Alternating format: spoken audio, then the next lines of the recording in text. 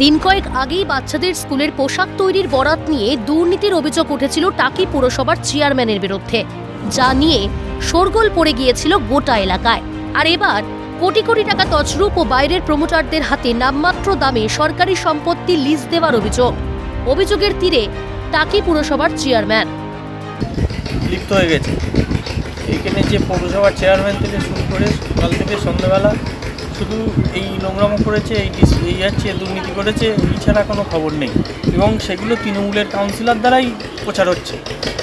এখানে আপনি দেখুন, এই নদীর ধারে যে গেস্ট হাউস আছে, তারপরে ভাটা আছে, সব নদীর ওপরেই, সেগুলো সব লিজে দিয়ে দিয়েছে। আমি যেটা শুনেছি যে এরকম উনি টাকা নিয়েছিলেন এবং তার রসিদও আছে পৌরসভার লেখাতেও।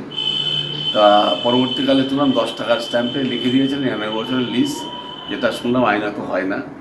তা শুনেছি সোনার বাংলার মালিক খুব ভদ্রলোক মানুষ, সে ওনাকে অনেকবার রিকোয়েস্ট করেছে যে আমার একটা ব্যবস্থা করে দিন। তা উনি বলছেন করে দেবো বলে এখনও উনি করে দেননি। বিষয়টি নিয়ে টাকি পুরসভার জবাব তলব করেছে ক্যাক।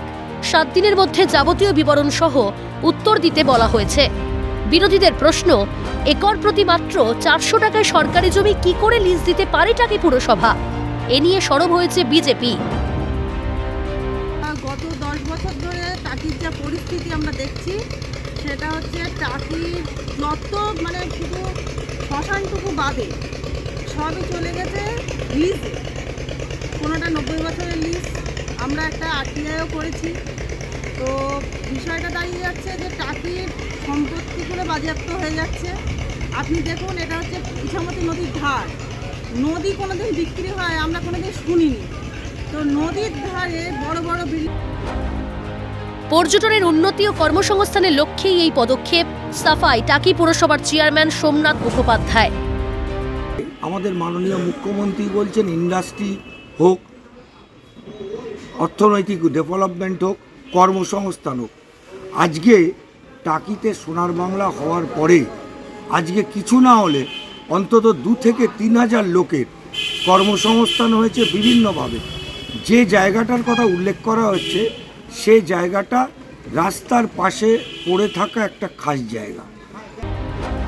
চাকরি চুরি, গরিব মানুষের রেশন চাল চুরি, কয়লা চুরি সহ একাধিক দুর্নীতির অভিযোগের সাক্ষী থেকেছে এই বাংলা। আর এবার টাকি পুরসভায় সরকারি সম্পত্তি জলের দরে লিজ দেওয়ার অভিযোগ। দিনের পর দিন এ নিয়ে অভিযোগ উঠলেও নির্বিকার প্রশাসন।